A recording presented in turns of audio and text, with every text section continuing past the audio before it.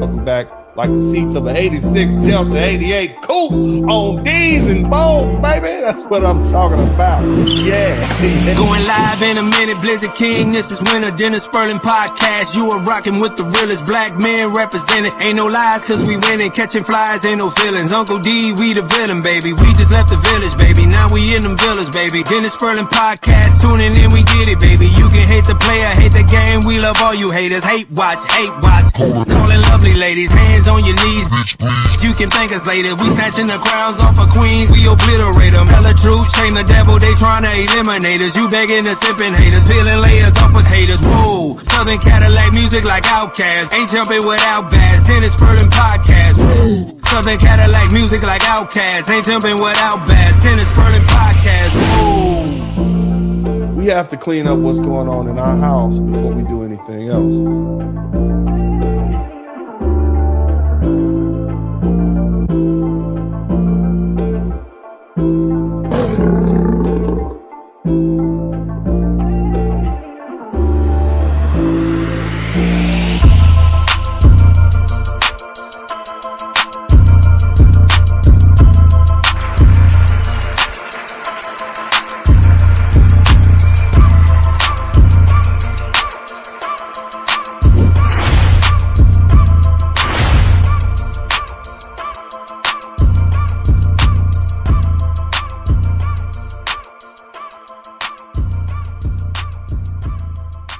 Have pride in yourselves. Don't be so hard on yourselves. That's the other thing. Don't let this world keep kicking you and making you feel like you're not good enough. You plenty. I don't care if you're 10 pounds, 50 pounds overweight, 30 pounds underweight. You don't make enough money. You make too much money. You're too tall. You're too short. You're perfect the way you are. And I want you brothers to begin to take that. A lot of you guys did not have father figures to reinforce these things in you. You don't have that manly, fatherly love supporting you in the back of your head saying, son, you can go out there. The world is yours. I'm not your father's, but I love you like I'm your own uncle. We all one people. And so I'm telling you, brothers, I love you as a person that most people would say is successful. I'm telling you, the opportunity is out there. And most of you guys are doing much better than I was at your age. You're more confident. You got the world. You got the benefit of people like me who've made mistakes. And I want to see you ball. That's it. Praise God, Bohende!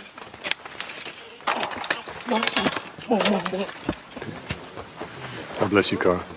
Now, you see, Father, Master got us working on Sunday. I just want to know who go to hell for it. I think you'll be okay. Good. Tula!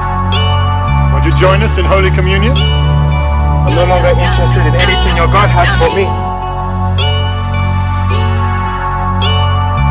When hip-hop started, it's Latino and black. Hip-hop, we created just us. We ain't see you in the back of the bus. Black and brown, what? Nah, you ain't fuck with us. Outside, watch ride, yeah, get in touch. Watch from the sideline, cosplaying us. Till them cops roll up, pistols off the bus. Wear your homeland clothes while you dressing like us. Till your money grow up, now you holding nuts. Everybody wanna play us, till it's really time to be us. Fleeing niggas, feet in the dust. Funeral procession, just us.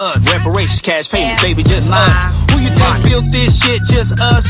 You was in your homeland, you was getting fucked. We was shedding blood, fighting here, just us. How you think you got here, nigga, just us? Caribbeans and Africans, you ain't doing much. Ain't nobody hating FBA, we doing us. They be doing us, you be doing us. Now you talking like you the ones who made it up. Nigga, we special, got the godlike touch. People wanna dance, even vibe like us. Till it's time to stand up and die like us. Ain't nobody story who survived like us. We are Americans, we are inheritors, ancestors' children. The land of the slave, ever brave architect, we built the buildings. When they speak of the scriptures, yeah, we are the children. FBA all day, remember the blood that they spilled. Rock and roll country music, just us. The very first cowboys, nigga, look it up. Rewrite history, they wanna type it up. Flood us with these immigrants, they wanna white it up. Colonizer rap, who control the image, huh? Ain't no message in the music, so we get stuck. So if it's stuck, then it's stuck. When you play with devils, then you end up like Puff. Brother, ain't no love, you become a porn fluff.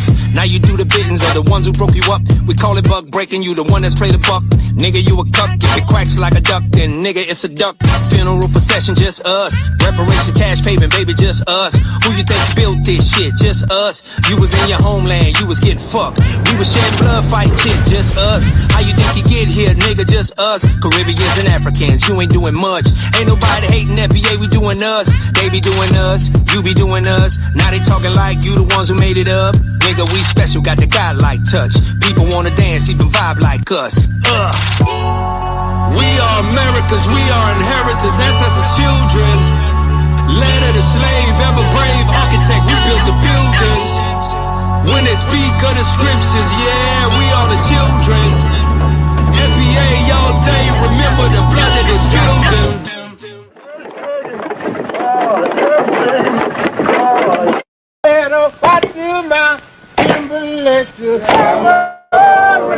Oh, there won't be no more action, let your hammer rain. Oh, there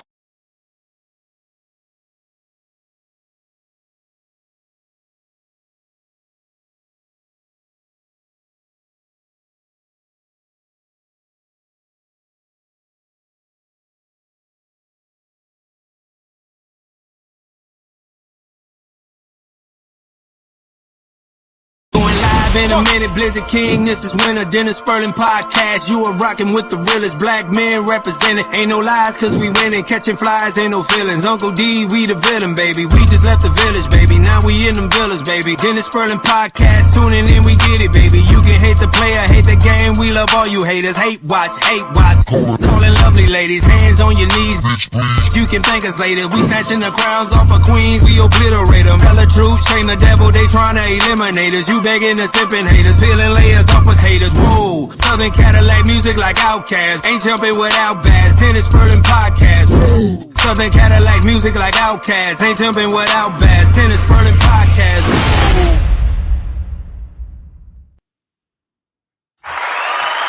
What's up? What's up? What's up? Welcome, everybody. Welcome to the broadcast. Hit the number one button, man. We got a barn burner tonight. Shout out to Mr. 43TX for being the first one in. I'm an old man now. Mr. 43TX turns 39 today. Hey, man, you a young man. What are you talking about? 39? Come on, man. You ain't even got there yet. It's not greater till later. Until when you turn 40, that's when you officially start enjoying yourself, man. Your prime years are going to be between 35 and 55. That's when you're going to make your most money, man. So enjoy the night. Shout out to Mr. 43TX. Thank you so much for the support. I'm going to go ahead and rock and roll, brother. Happy birthday to you, brother. Happy birthday to you. That is outstanding. But we got a serious conversation today, tonight, wherever you are around the world, man. First, I want to acknowledge my guys in the wrench mob, man. Everybody who has a wrench, go ahead and hit the wrench. Let me know, man. Somebody let me know you're here by typing "we here." All my members, big shout out to David Dice. Thank you so much. I'm going to make sure I give you a shout out a little later on. I want to say thank you so much for your contributions. So you guys see the title. I'm not hiding from it. You understand? We when Tethers attack, Amrou Bugatti Tate and Myron Umari Fudl Gaines, brothers. We got to have a serious conversation about this. Now, here's the thing I want you to understand, and I want you guys to begin to understand. I am Black American. I am culturally Black American. What that means is I was raised as a foundational Black American. And for you guys who know, I recently discovered that I actually have some Caribbean roots. Never knew that my biological father was a man from the Caribbean. Nevertheless, my loyalties are not torn. If I have to push between who am I and whose side I'm on, I am 100% down with foundational Black Americans, because that's the people that raised me. That's my mama's people. That's the people, baby. Mississippi is a state that I claim. I thought my other side of the family was from North Carolina. You know, I done had some good times in Enfield, North Carolina at the family reunion. And I done had some great times in Mississippi down there going to the Jackson State, Grambling State University games right off I-20. My experience as a African on this planet is that of a foundational Black American. So my loyalties are not divergent. Straight up. Somebody type FBA in the chat room. Somebody type FBA in the chat room. Now, that being the case, even when I have something to say about Black American women, I don't call them B's and H's. Sometimes I will refer to them in a manner that is fly. But you guys know me for referring to Black American women as lovely ladies. Why? Because I know all kinds of people listen to my broadcast. And what I wouldn't want them to do is take my words as a foundational Black American man and use them against Black women. Maybe I don't like what they're doing. And matter of fact, I don't like what some of the Pookie and Ray Rays amongst us are doing. But see, I can talk about my people. You cannot talk about my people. That's what you need to understand. Just like I don't go and talk about Hispanic women in a derogatory manner. I don't talk about white women in a derogatory manner. I don't talk about women from Africa in a derogatory manner. Those are your people. So don't come over here talking about my people. And that's what I need you all to understand. So now we got a situation where we're going to take a deep dive into the subject that touches the core of many of our lives, and that is understanding the multifaceted nature of racial identity, particularly for those of us who are Black, whether you be foreign or whether you be American, whether you be Caribbean or whether you be biracial. Now, this isn't just about knowing where you've come from. It's about understanding how our unique background shapes who we are in a society that often wants to put us in a box. We're going to explore the triumphs and the trials of historical figures who navigated these waters, but also we're going to unpack the psychological and social impacts of being both biracial and a foreign Black. Okay, it's about more than just color of your skin. It's about the narratives that have been woven into your identity by your society and yourself. And so by the end of this, you'll have a clear vision of how to harness your identity as a source of strength and how to navigate challenges it brings. But most importantly, how to walk through this world well understood and empowered, and more importantly, who we are as a foundational Black American people. Now, Andrew Tate. Somebody type top G in the chat room. Somebody type Andrew Tate in the chat room. Okay. Now, this is already a controversial young man. Okay. He recently has been throwing around the N-word. And I'm not talking about with the A at the end. I'm talking about with the hard R. Okay. And he's been doing this recklessly and making disparaging remarks about Black people's culture, specifically our holiday of Juneteenth was just passed. He referred to Juneteenth, the day that Black men and women who were enslaved in the South, specifically the Southern United States, learned that the Emancipation Proclamation had been signed by President Lincoln. He referred to Juneteenth as a ratchet N-word holiday with the ER. That sounds really KKK-ish to me. You see? Now, here's the thing about this fella, and I know some of you all his fans, and you know, I know my children listen to the dude because he was everywhere for a minute, and many of us were very surprised that Andrew Tate said those things because you thought this dude was a rider. You know, we thought he was okay. He's biracial, but his daddy's Black. Dad must have trained him well. What about we thought that's what we thought. Now, so I was shocked to hear that. Now, these comments have not only caught the eye of the good brother Tariq Nasheed. Somebody typed the good brother Tariq Nasheed. But it also sparked a backlash from major Black American stars like 50 Cent, questioning the audacity of his racial disrespect. In fact, 50 Cent said, who let this white boy talk? Because the truth is, we all thought that Andrew Tate was just a white boy. And for a white boy, he would be pretty cool. We thought he was a white boy with a tan over there in Europe doing his thing. All right. And you know, the thing you have to understand is that people like Andrew Tate or somebody type Bugatti man, people with mixed heritage, they learn to leverage their racial animosity towards black people for personal short-term gain. And they don't care that they're alienating their potential support base amongst the black community, which will actually have a long-term effect, something we're going to talk about. Whether you're a black woman who lived in antebellum South and you did what you had to do by way of selling out and snitching and telling about the different slave riots that were about to happen, they learned to leverage that racial animosity that white folks have, and they parlay that into a better position for themselves. Now, Andrew Tate is biracial.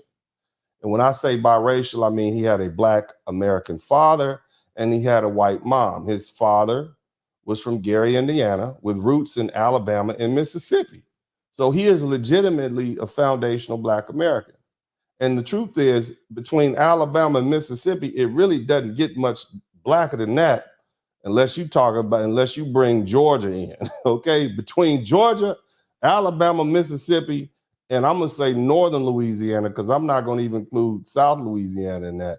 That's about the blackest you can get. But anybody who has Mississippi roots, we know what you went through, okay? So he has a genetic pass to be black, but the thing is, he's not culturally black. His mom is a white woman from the UK. And history shows that there's racial opinion, that people who have those biracial heritages, their racial opinions can go either way. They can go from one extreme to another. Somebody type extreme in the chat rooms. Somebody type extreme in the chat rooms. All right. Either they can be extremely pro-black, like Minister Farrakhan and Frederick Douglass, who was an abolitionist at a time when it was dangerous. You see what I mean? For a black man to do anything other than say, yes, sir, boss. And, you know, or they could start, we'll say this, C00IN with a little apostrophe.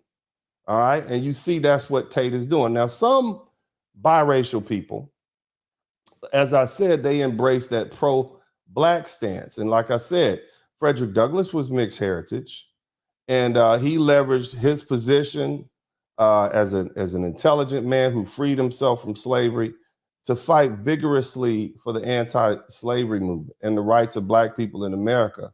The Honorable Minister Louis Farrakhan, his mama was Jamaican. His dad was allegedly a white sea captain.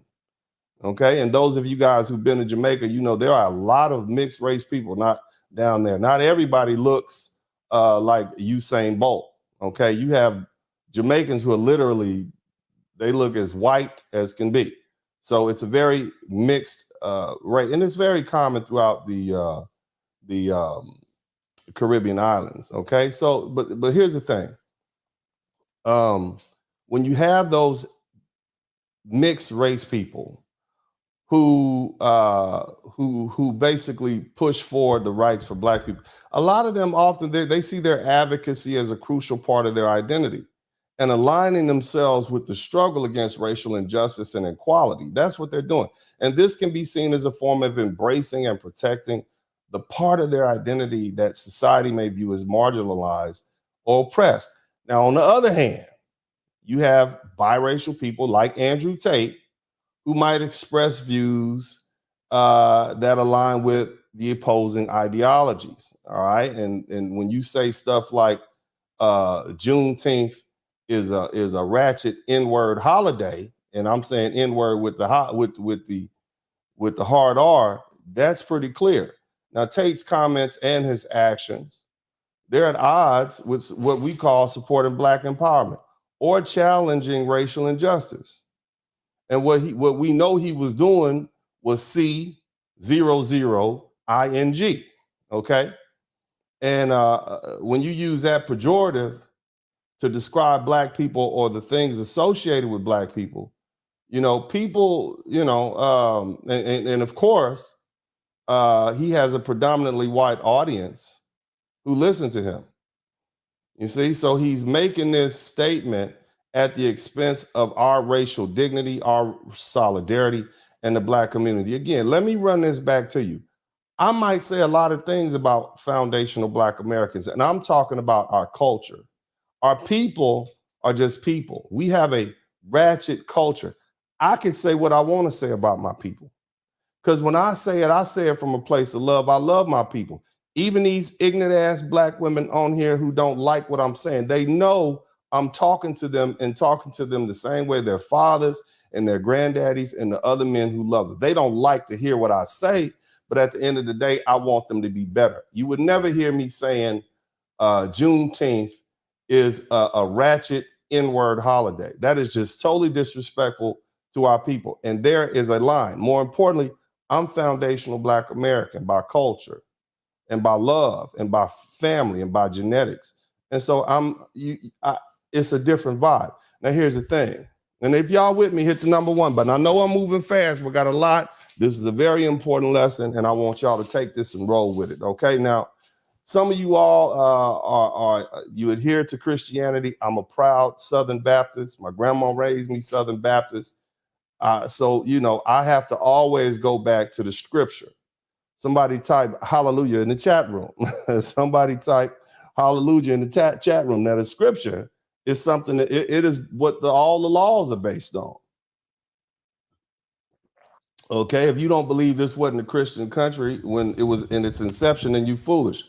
And the scripture teaches us not to trust fence sitters.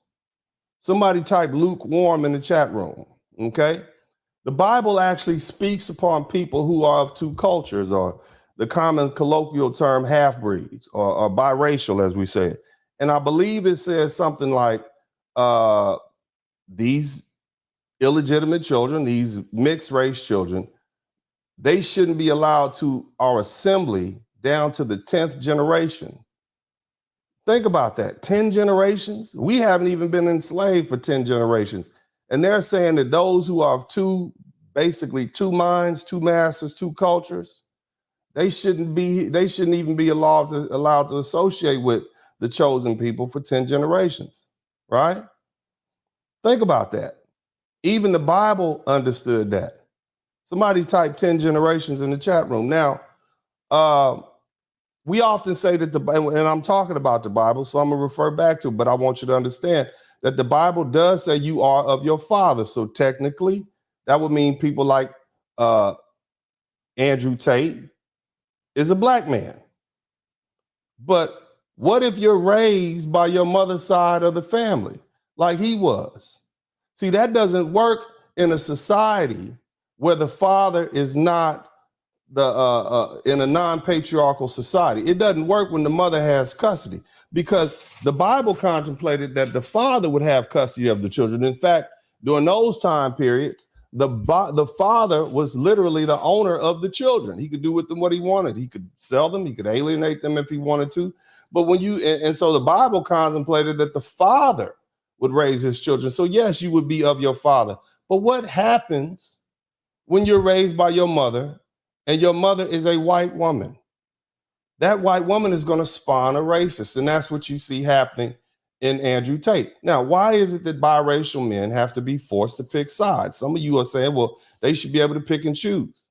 They should be able to pick and choose. No, because in them forming their individual opinions, there's a danger proven throughout history that occurs, because they have been used as weapons of war against indigenous Black populations. It happened in the Caribbean.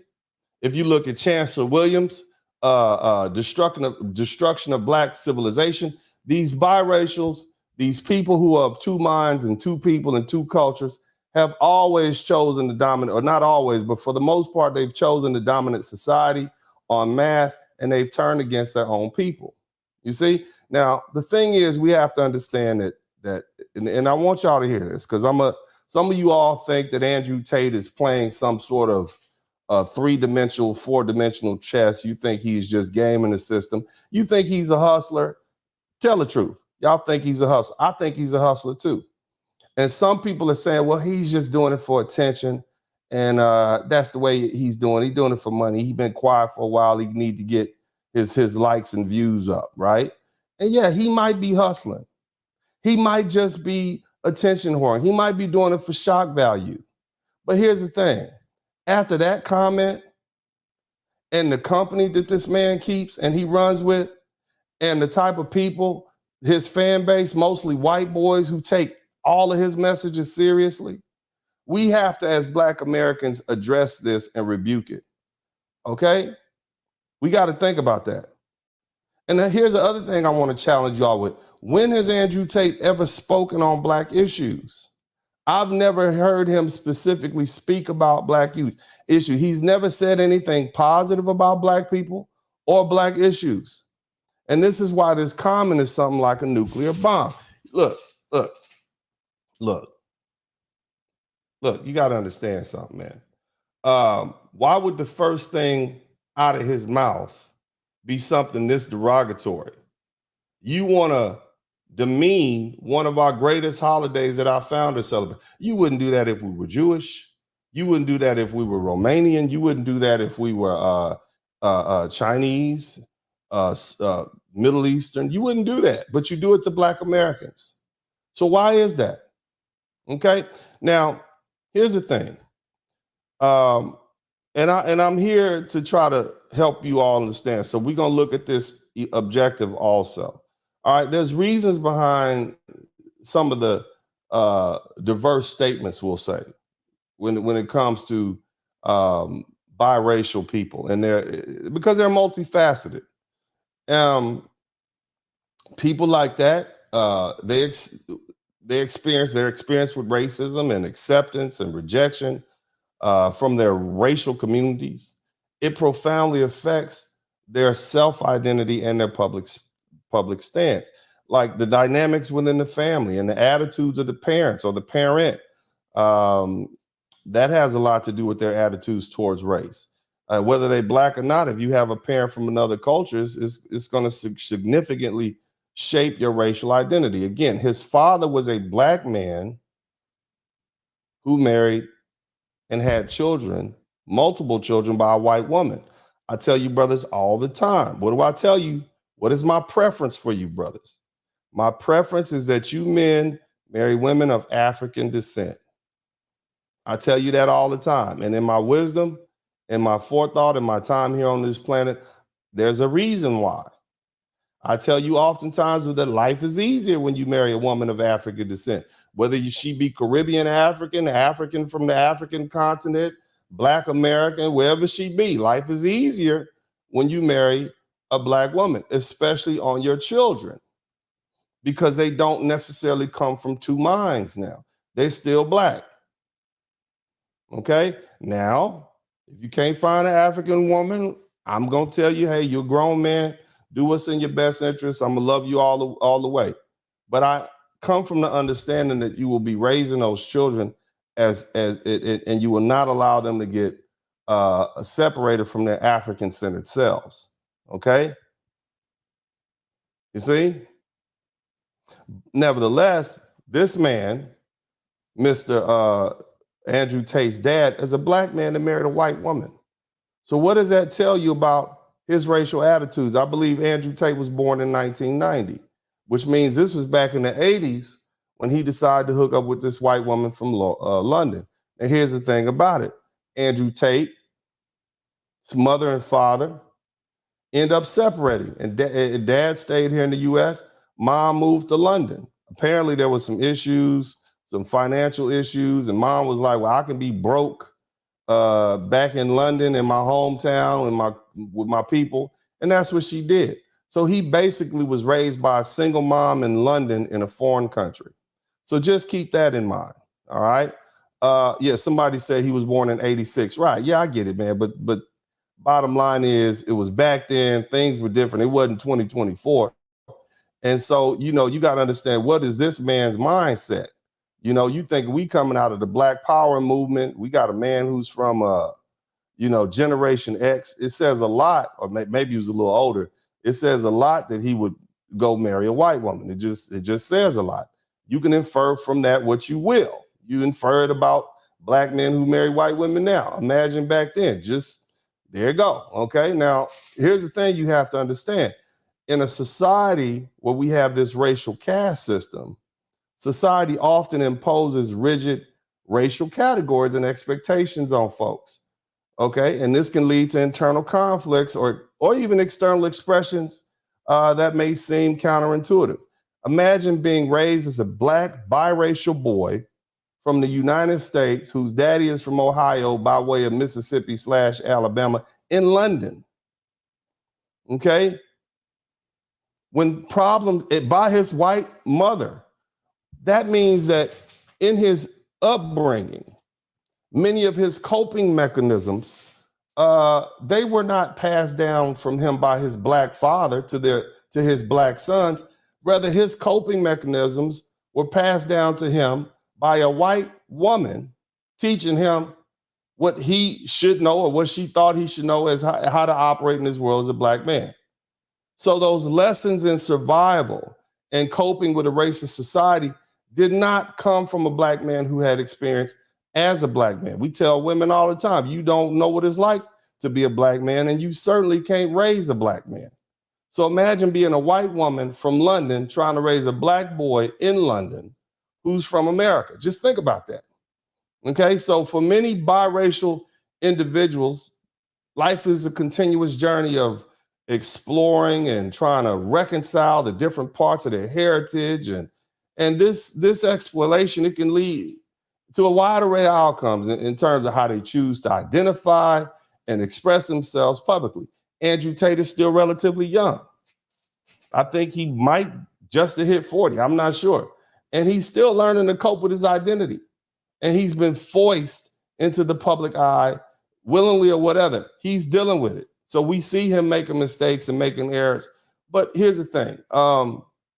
We want to try to understand this behavior and the public statements of this biracial man, Andrew Tate.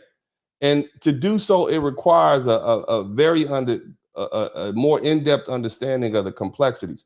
Mixed biracials, you have to understand they are likened to their own race of people. They have their own slurs, their own stereotypes, and more important, they catch heat from everybody. They get heat from both sides. They are neither black, they're neither white. If you're Asian, you're neither white, you're neither Asian, you're whatever it is. They're catching heat from everywhere. Biracials often face a unique set of psychological challenges due to their mixed race heritage, especially in societies where racial lines are sharply drawn and heavily emphasized. See, in America, you either white or black. If you're not white, you're not black, you're Arab, you're Asian, or you're Latino. You're not from Panama, you're Latino. You're not from Mexico, you're Latino. Okay. Matter of fact, they use Latino and Mexican interchangeably. You can be from the Dominican Republic, and as far as some of these folks are concerned, you're still a Mexican. All right. But more importantly, if you're white, you're not black. If you're black, you're not white. Everybody holds that line. Now, biracial people, they struggle with developing a stable, coherent sense of identity. The standard racial categories force them to choose between one race or another. Here you are filling out the Census Bureau, and they got black, non-black, Hispanic, non-Hispanic, white, Asian, South Pacific Island, and other. And you down there filling out the other, because if they have a other section. So a lot of these biracial folks feel as though they need to align with, one of their heritage. And if they do that, then they do it at the expense of their other heritage. And that leads to confusion and tension. Somebody write confusion and tension in the chat room. You see? Because see, in this self-perception and how they're perceived by others, they're trying to conform. Now, society often imposes its own narratives and expectations on biracial people based on their physical appearance. They may be perceived as belonging more to one racial group than another, or they might be expected to pick a side. Somebody type pick a side in the chat room. Somebody type pick a side in the chat room. And what does this do? This leads to what? Frustration and confusion and feeling of not being fully accepted by either group. So they're not accepted by black, they're not accepted by white. And this psychological phenomenon occurs when people feel that they're not enough. Somebody type not enough in the chat room. Not enough of any of their ethnic backgrounds to lay claim to any of them. Yeah, they are just racially ambiguous. And in a society where race matters, being racially ambiguous means you don't matter. And that's hard to deal with. So these biracial folks might feel that they're not authentically represented in any part of their heritage. And that makes them feel inadequate. That makes them feel alienated. Biracial people, they face a lot of microaggressions every day. Subtle, unintentional, and dismissive, but every day. Every day. Every day they're dealing with some sort of interaction that is indirectly prejudicial towards them. And it's particularly insidious and damaging over time. And it affects their mental health and their well-being. That's a lot of pressure. That's a lot of stress. Now let's go back to Andrew Tate. What was his life like growing up in London? Being a poor black boy from America who was working at the time as a teenager with a funny accent. And your mom is a single mom who's English. So you're neither white nor black. You're not even a Londoner. You're an American, so you're a foreigner. What was this man's life like? And you're poor. So you weren't even buttressed by the fact that you come from wealth, which helps insulate a lot of these issues because people kiss your butt when you got money. You see? So the discrimination he suffered, more likely than not, came from multiple groups of people. And that further complicated his experience. The Arabs looked at you like you're not white or black. The whites looked at you like you're not white or black. They got a lot of Caribbean folks over there. You're not white or black. You don't fit in, and you're an American. See? So nobody dealt with him. He didn't have any refuge. Think about that. Now, family can be the source of your strength, but it can also cause conflict. Differences in racial background between family members can lead to a lot of misunderstandings and a lot of tension. You got family members who have different experiences and perceptions regarding race, and that leads to conflict, to feelings of isolation within the family unit. You can't talk to your grandfather. He doesn't understand where you're coming from. Grandpa is not a black man. Grandpa is a white man. He might not even like black folk. He might not even like your daddy. You see? I'm sure there's a lot of biracial people out there, these people from two cultures, who can tell you stories of how one side of their family was accepting and the other side, not so much. And so when you got these biracial people, they feel as though they don't fully belong to any culture, and their families, they don't even feel like they belong to their family. And that leads to a sense of alienation. They feel like the other. Imagine growing up feeling unaccepted. Now, somebody type now in the chat room. Somebody type now. And as if I ain't been going, now I'm about to really get going. Somebody type now in the chat room. I need to know you're in here. Come on now. Come on now. We over here learning something. Somebody type learn you in the chat room. Somebody type learn you in the chat room. You're going to learn something. Now, Andrew Tate has dealt with a lot of controversy and a lot of legal battles. Now, remember, when Andrew Tate hit the scene, did any of y'all think that this man was black? Tell the truth. You didn't think he was black. You thought he was a cool white boy. Somebody type cool white boy in the chat room. We thought Andrew Tate was a cool white boy. Oh, he cool. Yeah, he's kind of corny, but he cool. You know, he's a white boy. That's pretty cool for a white boy. And then the word came out that he was black. Oh, wow. So now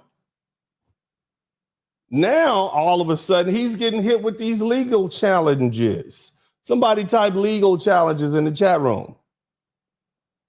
Somebody type Negro Wake-up Call in the chat room. Somebody type Negro Wake-up Call in the chat room. Now, I know this is going to be demonetized, but I need y'all to go ahead and get this good message. See, Andrew Tate's legal challenges served as his Negro wake-up call. And for you all who don't know, the term Negro wake-up call, it refers to an experience where Black people face situations that remind them of the persistent realities of racial discrimination and prejudice. And this is despite any of their personal achievements or whether or not they've been accepted by white folk. They may even felt, that they're safe in predominantly white spaces of society at large. But now they get the Negro wake-up call. And in this terms, it underscores a moment of realization or reaffirmation that regardless of your social status, somebody type social status, somebody type educational background, somebody type financial status, somebody type racial biases, they realize, man, they still exist. These racial biases and systematic barriers still exist. And so that's what this Negro wake-up call. Here you are thinking you've been accepted in this white world, OJ. All right, you've been accepted in this white world. You're good. We're all equal. And then bam, you get your Negro wake-up call. That's what Black folks mean. And so when Black folks say stuff like, yeah, you had not had your Negro wake-up call yet, that's what we're talking about. Now, the phrase is often used in the context of discussing African Americans or how African Americans navigate spaces where we are the minority, the racial minority, and we might initially feel accepted or insulated from racism, but due to our success or our integration in the majority white environment, boom, somebody type boom in the chat room. Now you're N-word again, all right? And what ends up happening is an incident occurs and you're subjected to, it could be racial profiling, it could be discrimination, or any sort of overt racist action. And that serves as a jarring reminder that the social acceptance is conditional or superficial. Somebody say conditional or superficial. You see, that's white folks' acceptance of you, conditional or superficial. Okay. Now these legal issues, somebody type legal issues. These legal issues that Andrew Tate is dealing with, they serve as a reminder to Top G, to Mr. Bugatti, that he's still Black. Or should I say, he's not quite white enough. Somebody type not quite white enough in the chat room. In effect, this was his Negro wake-up call. He achieved worldwide success. And the next thing you know, he's being targeted. And now he's got multiple legal cases against him in multiple countries in Europe, including some real serious charges. Human trafficking. In addition to that, he got that EPAR. Somebody spell that backwards, EPAR, and human trafficking. And these legal battles in Romania and the UK, they're critical. They're going to determine his future, his finance, and his freedom. And if we go over, let's go back to him. Let's think about it. He had that issue with Big Brother. And this was an incident on this reality show in the UK. And Tate, he got ejected from the house due to a video surfacing that appeared to show him hitting a woman with a belt. Now, what color was the woman? It was a white woman. Okay, now a white woman. And, now both of them said it was consensual, but this was still considered controversial. The police investigated it and eventually they dropped it because they had insufficient evidence. All right, this is then in 2016, he had another one of those EPAR charges that was investigated in the UK. This incident was it was related to a EPAR that allegedly happened in the UK, and the investigation was made and it was dropped prior to the charges being filed.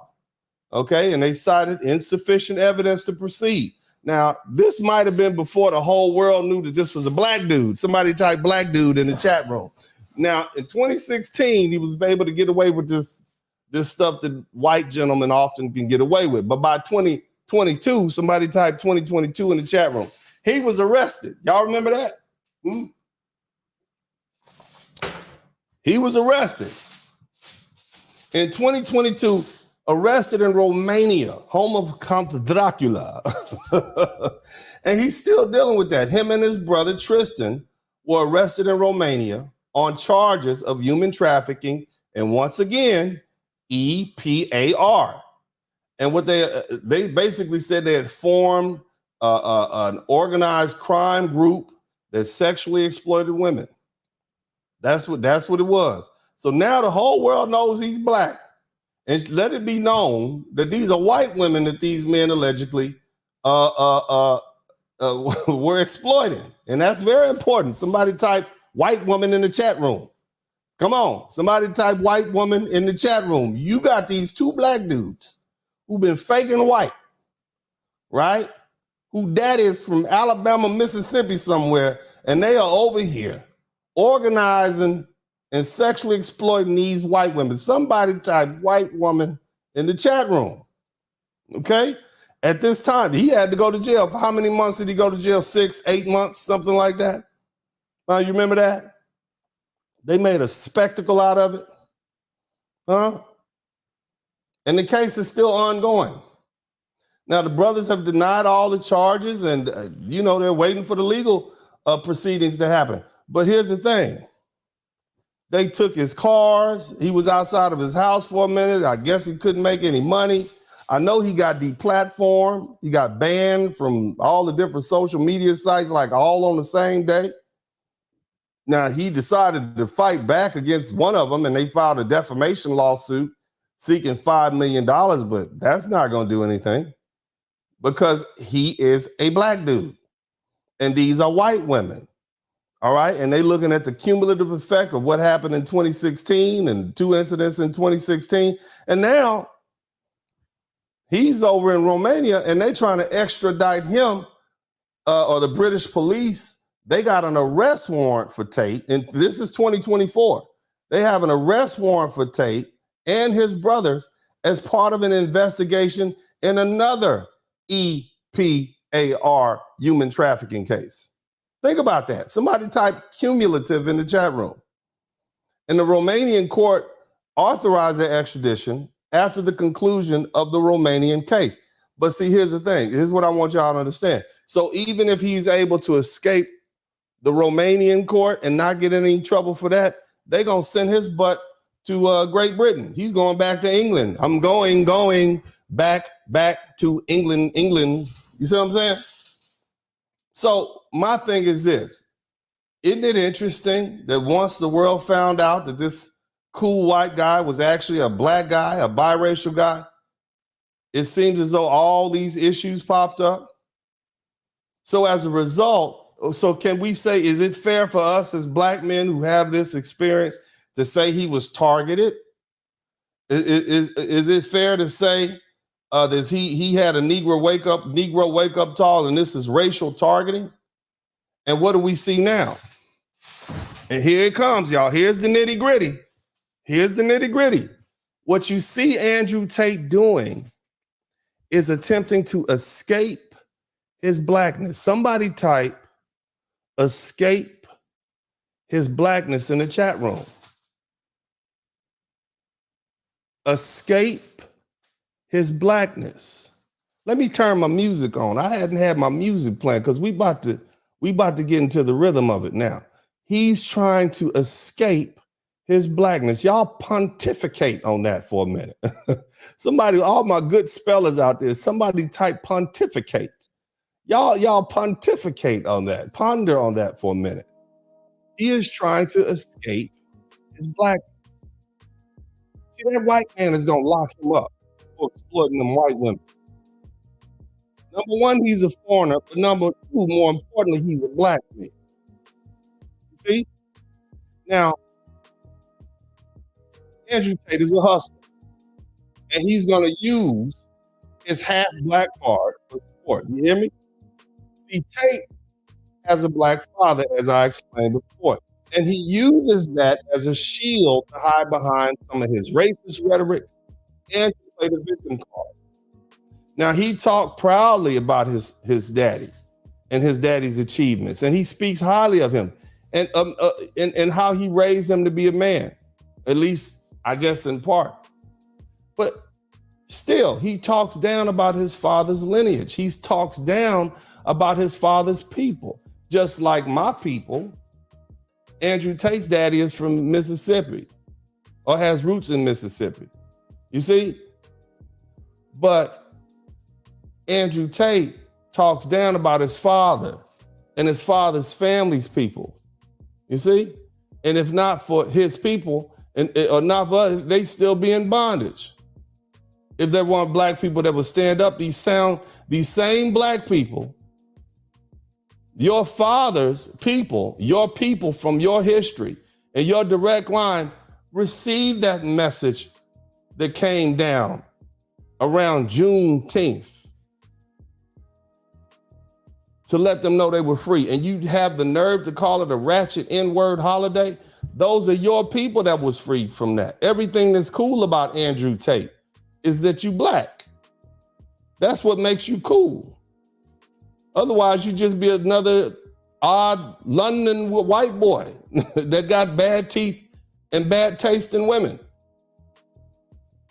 You see Andrew Tate now trying to pivot away from his blackness. Somebody type escape blackness in the chat room. He's trying to pivot away from his blackness with these anti-black talking points. He's trying to distinguish himself, even his embrace of traditional Islam. And I know we got some Muslims in here, but I want you to hear, when you heard he converted to Islam, you were like, okay, but it was a pretty interesting time, right? Right? For my Muslim brothers and sisters in here, it was a pretty interesting time for him to have converted to Islam, right? What I see that is more of him pivoting away from traditional religions of Black Americans. That's what I see him doing. He's further trying to distance himself from his blackness because he recognizes it as being a liability. And even if you look at the man, right, it looks like, okay, he's racially ambiguous, but he does look kind of Arab. And in doing and so by embracing Islam, it may be as though he's trying to mask his racial identity so he can get lost in the sauce. Somebody type "get lost in the sauce" in the chat room. Are you learning something today? Are you learning something? Somebody type "learn" you in the chat room. I know nobody else is hitting you with this, not in this level of detail. Andrew Tate's life has been marked by controversy.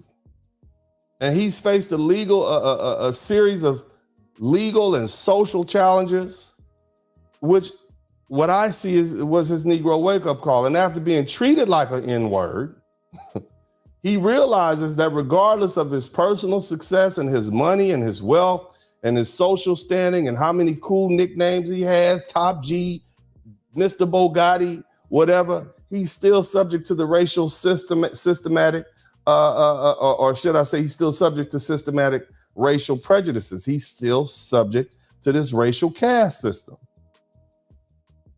I see Andrew Tate as a hustler. Somebody type hustler in the chat room. He's a hustler. Some of y'all saying he's a grifter. No, he's a hustler. And his moral compass is suspect. And when it comes to getting money and evading trouble and trying to avoid suffering the consequences, he is a hustler. Look at the man's business practices. Look at his business practices.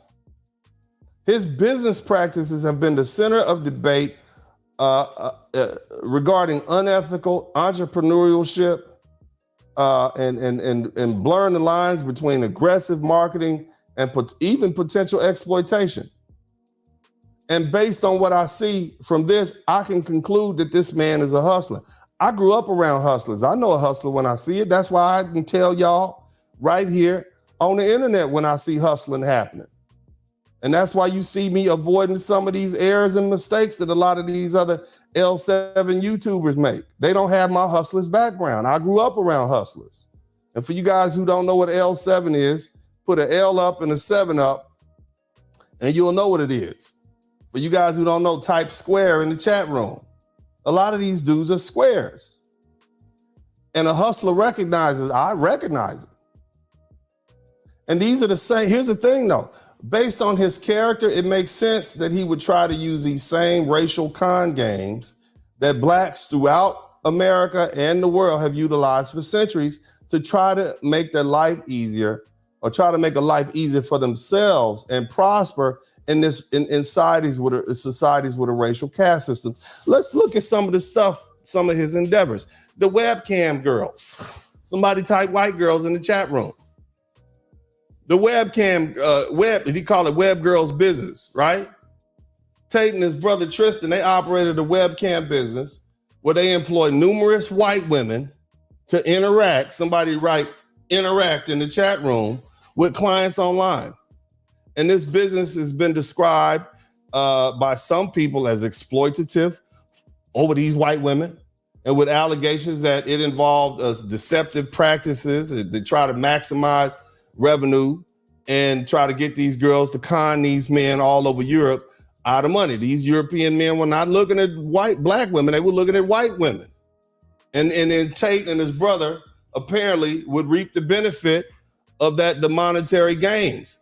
Now that sounds like pimping to me. Somebody type pimping in the chat room. Somebody type pimping in the chat room. That's what it sounds like. Sound like you had them women out there turning tricks on the internet. Sounds like pimping. What does that say about his character? Hell, I'm saying he's a hustler. He had a whole online thing called a platform called Hustlers University. In this, he claimed to teach people, men, most likely, various ways to make money, including cryptocurrency, trading, copywriting, and stock trading. This man is not a lawyer. He has no financial education. And basically, it was allegedly, or the critics call it basically get rich quick schemes. You see? And, there was some questioning as to whether the validity or in the ethics of these methods taught. And the platform, again, they utilize aggressive marketing tactics. That's like when you go on vacation and then people try to get you to rent these doggone timeshare property. They're like, no, I'm not sitting in here for an hour and a half. I don't want it. Okay. And so again, it encouraged members and affiliates to sell more of these different methods. And so that sounds like a Ponzi scheme. So you got pimping and a Ponzi scheme is sounding like going on. The next thing, they had a war room. And this was like some private membership group that Tate promoted. And it was a network for modern success. And members had to pay high fees to join and gain access and exclusive advice and networking. What are you teaching them? What's the actual value to your members? The truth is, the man was just selling image and fluff with no substance. He has no education directed towards that. You see what I'm saying? So, here's what I want you to understand. So far, what we have? We got pimping, Ponzi schemes, and no substance. Then they had this real world thing, which was a remake of this Hustlers University. And again, he's offering lessons on financial success and personal development. Personal development and what? You financial success on how to pimp 304s online. Personal development, selling a facade that has not even been tested. And I say it hadn't been tested because I told you this man's a young man. You see what I'm saying? It takes years to become a fully formed man, tried and tested. And then at that point, you have reached some level of wisdom that you know how to teach those who come behind. I mean, between that, he had something called a PhD Academy. It offers people advice and social, and it just recycle red pill content, more pimp tactics and manipulation, which typically only works for women with low self-esteem who don't have strong fathers in their life. So here's what I'm saying. If I've said nothing else, I recognize that the man is a hustler. Okay. Now he's a man, as I said before, if you look at him, unless he actually tells you he could pass for non-black, you see, kind of white-ish, somebody type whitish in the chat room. He maybe looks Arab or Greek or Spanish, right? Either way, Andrew Tate was accepted by white society, and he fell in love with being a white man. Somebody type falling in love with being somebody type a white man's life in the chat room. Andrew Tate fell in love with the white man's life. But see, now his status as a biracial person has been revealed. And you see the story ending in tragedy. Somebody type tragic mulatto in the chat room. And if we want to use that, this is analogous to a moment when the mulatto finds his tragedy. You guys who don't know about the tragic mulatto, it refers to some early 19th century writing where they talk about octoroons and people who are of African and European or non-African descent and how they work their way through life and then they get exposed. Somebody type tragic mulatto in the chat room. We learning something. You see what I mean? And here's the thing. Andrew Tate may have been unaware of his status, okay, before it was reduced. And these setbacks that you see him having to deal with, these legal issues, these served as a profound Negro wake-up call for Andrew Tate, a realization that, it could have driven him to either connect with his African-American roots or possibly become an advocate against systematic injustices that Black folk commonly face. But instead, after all of these life hits he's been taken as a result of his own activities, now he's looking for cover. Somebody type looking for cover in the chat room. This man is now pivoting away in a direction that appears to attempt to escape his blackness. Again, somebody type escape his blackness. Are y'all with me? Are y'all with me? Let me know if you're with me, because I done lost most of y'all at the door. You didn't keep up with this. Hit the number 1 button if you're still here. Okay? All right, hit the number 1 button. Let me know. Now let's move on. Let's move. I know you got short attention span, so I want to keep this going. In the aftermath of these various controversies, including the severe legal charges in Romania and the consequential social media bans that have disrupted his streams of income, Tate's response has been what? It's been different from what one would expect from someone undergoing such trials. Rather than using these experiences to foster a deeper understanding and solidarity with the oppressed people of the world who experience these systematic injustices, what does Andrew Tate do? What does Top G do? Instead, he starts jumping on Black Americans and called Juneteenth a ratchet N-word holiday. That statement is starkly in contrast with the interests and the well-being of the Black community at large. He has openly criticized Juneteenth, one of the greatest dates for Black Americans ever. It's a very significant day of freedom and a reflection for African Americans. And you refer to it as a ratchet N-word with the hard R holiday? See, this kind of anti-Black rhetoric is a clear attempt by Tate to distinguish himself from his African American heritage. Now that pejorative, that rotten, foul name, that rotten, foul remark, it only alienates him from the Black community. But what he's trying to do is ingratiate himself with the far right group. Somebody type far right in the chat room. And we know them. They have an extreme disregard and actually an outright hostility towards commemorations of Black success and Black history and Black culture. They'd like to erase it and us if possible. And when we dig deeper, I see it to be true. Again, I recognize this man as a hustler. I see him for what he is. I think 50 Cent sees it too. A lot of other Black men who see it. I know Tariq Nasheed saw it. So when I look at his turn towards Islam, and I have much appreciation, respect for Islam and the great Prophet Muhammad, peace be unto him. But I have to interpret Andrew Tate's turn towards Islam as an attempt to redefine his identity. See, while conversion should be, or I guess it would typically be something personal, a spiritual journey, like we saw Brother Malcolm X and so many others. In the context of Tate, who again, as I see as a hustler in his public persona, and the timing, somebody typed timing in the chat room, the timing of his conversion, it raises questions about his motives. So we got his recent embrace of traditional Islam, which signifies a deliberate pivot from the traditional religions that predominate the African American community. We talk about Southern Baptist, Pentecostal, Methodist. This is what we do. And if you were going to be a Muslim, you go to the Nation of Islam or something like that. Traditional Islam is not something that most Black people embrace. Nevertheless, it appears to me it's an effort to find a new community.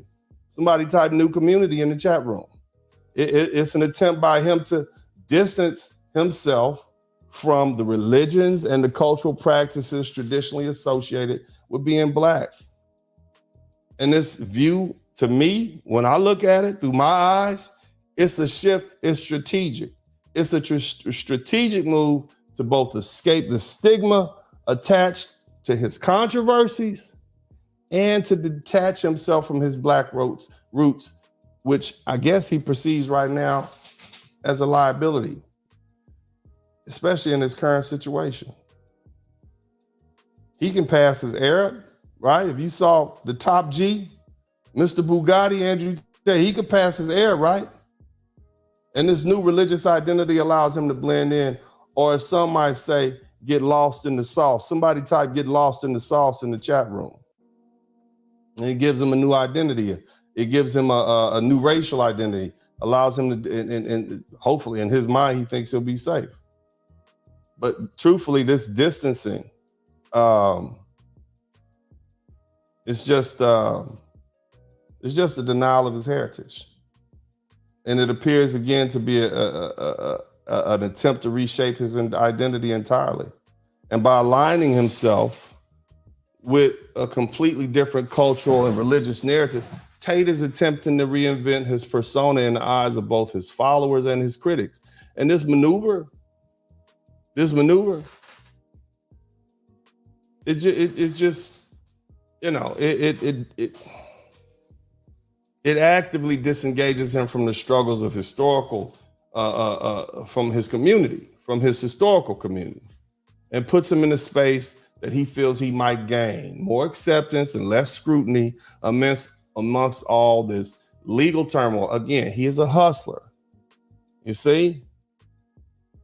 He is a hustler. Somebody type hustler in the chat room.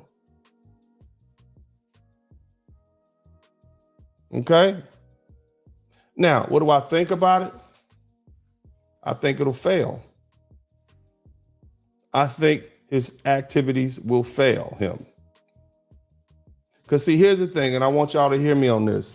When you abandon your people, you shouldn't be surprised when your people abandon you. I talk about that in my books, Rules to Live By. And what happens when you abandon your people and your people abandon you? You become an easy target for white supremacy racists. You see? Those same Africans who helped catch and enslave Africans, those same Africans who ran up into the continent and ran up into those villages and drugged those Africans to the shore and sold them on the Gold Coast, on the slave coast, they eventually ended up locked down in the belly of those same ships, right there with the Africans that they helped catch and enslave and sold. When Black men helped gain, fight, and win America's independence with the promise of freedom, it was those same white men who threw Black men and their families right back into slavery. We helped and liberate this country from the king's tyranny, and they promised us they would set us free. In fact, both sides promised they would set us free. There were Black men fighting on both sides of the Revolutionary War. And in fact, if you go to some places in Canada and some enclaves in Jamaica and the Dominican Republic, those Africans who helped fight on behalf of the English ended up in Jamaica. They ended up in places like Nova Scotia.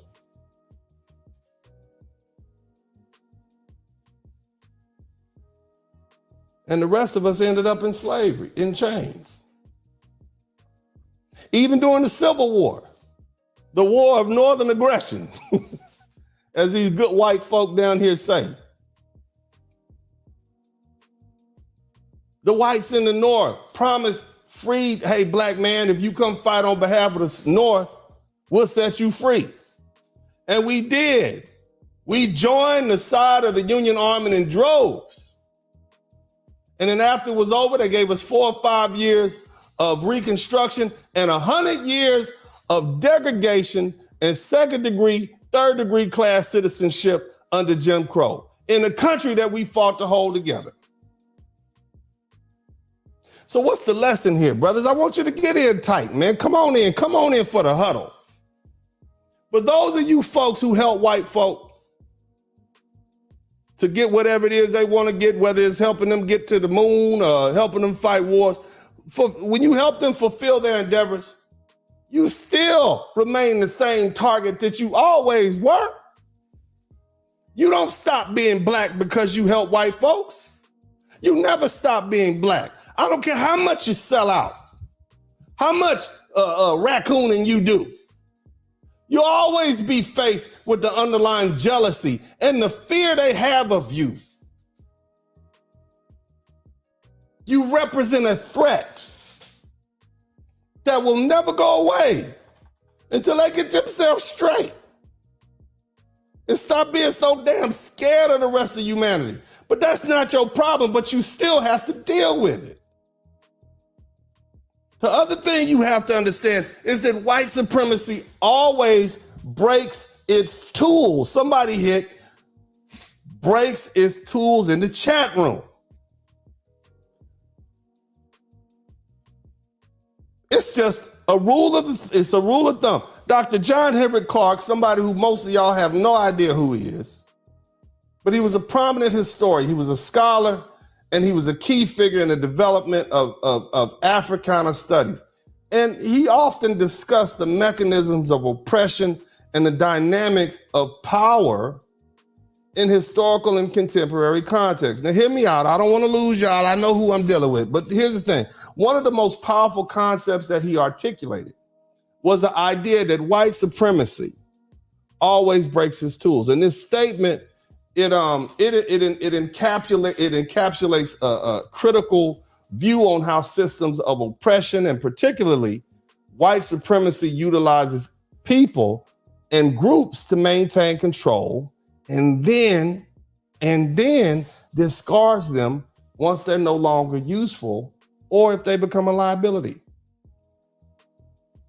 And the concept of white supremacy breaks its tool. It refers to the exploitive nature of oppressive systems that use individuals, just like your black behind. And often those same marginalized communities, it uses them to uphold and perpetuate the system. Look, white folk couldn't hold you back if you unified. But as long as they can come in and divide and get you to do that, it works. And these individuals use as tools, in various ways. Division, they use individuals, they use folk from marginalized group, black, white, Hispanic, Asian, whatever, to enforce or support oppressive structures. They put you on the wall to keep your people back. The Romans did it, they do it too. The Romans would draft people from these so-called savage tribes, the barbarian tribes. They bring you in, put you in the army, and use you to fight your own people. That's going to sow division. They pit the men against the women they got to fight less people. What that does is weakens your opposition's ability to organize and resist. Look, there's a lot of politicians out there like that. Here's another thing they do. They will elevate certain people that can serve to distract from the systematic issues. Somebody type systematic issues in the chat room. Somebody type systematic issues in the chat room. They'll elevate somebody to distract you from the fact that system-wide, black folks are targeted by this judicial system.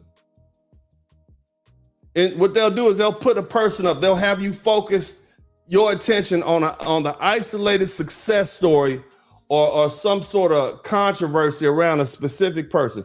In other words, they'll say, hey, you know what? Pull yourself up by the bootstraps. Look at Michael Jordan. Look at Oprah Winfrey. They did it. And they're pointing to some isolated, individual, random success story. And hell with this systematic where we purposely do this and hell with the GI Bill being denied to black people. Look at Michael Jordan. Okay, but what about this? What about this redlining over here where you're not letting black people or you're telling all the banks not to loan make home loans to black people who live in this certain area or people who live in this area and we know it's a black community. Oh, well, no, don't worry about that. Look at Oprah Winfrey. You could be successful like her. My parents can't even rent a house. How can we be successful? You see, that's a distraction. The other thing is endorsement. Now, I want you to listen very closely to this. Okay? Somebody type fresh and fit in the chat room. Somebody type fresh and fit in the chat room. Hello. Listen to this, endorsement. See, white supremacy works like this. By co-opting members of oppressed groups, the system gains legitimacy.